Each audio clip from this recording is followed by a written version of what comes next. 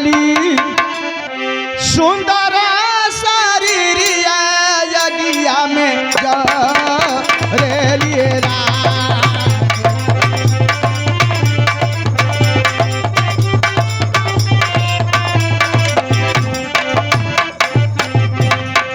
हम आखी देखली सुंदर शरीरिया यगिया में रे लिए हम आखी और 11वें का पुरस्कार नाम से नहीं वाकिफ हूँ। एक दिन नदी के तीरे जाता रहली धीरे हो धीरे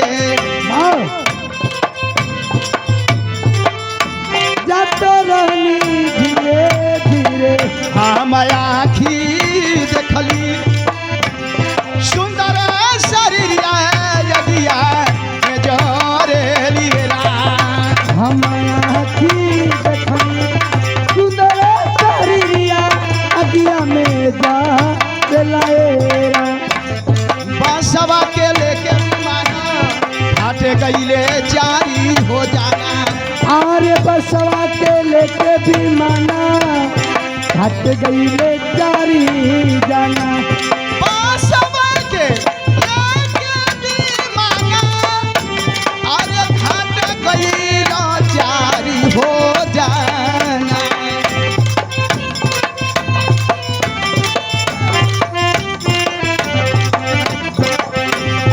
हवा पर गया हवा पर गया गया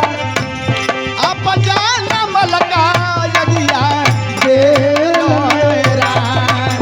हवा पे गया अब जाने संदीप भाई की तरफ से एक लनेरा अरे भाला बुरा करब कमाई यही विधि लागे हो भाई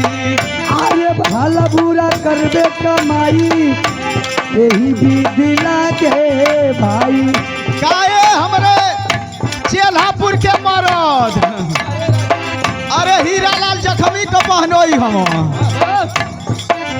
आई रहूं का पहनोई कहीं होइबे करिए अरे भला बुरा करब कमाई यही विधि लागे रे भाई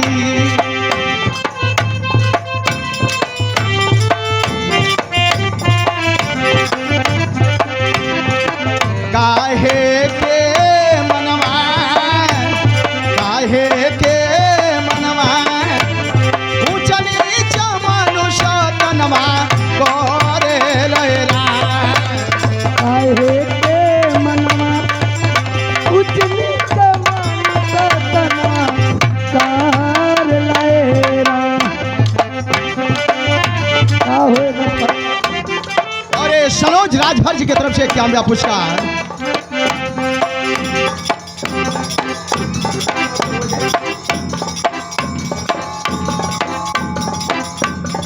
और ये स्वर्गीय पिताजी के माझिल बहू की तरफ से माया जी की तरफ से 51वां पुरस्कार और 21वां पुरस्कार 91वां पुरस्कार इहो स्वर्गीय पिताजी का बहुए पारी उन्होंने की तरफ से 91वां पुरस्कार अरे हितमी तो जे भी रहो एक मुहमा सभे हो ये देखिए सनोज कुमार राजभर जी की तरफ से चैनल यूट्यूब पे मिलेंगे हितमी तो जे भी रहो अरे एक मुहमा सभे हो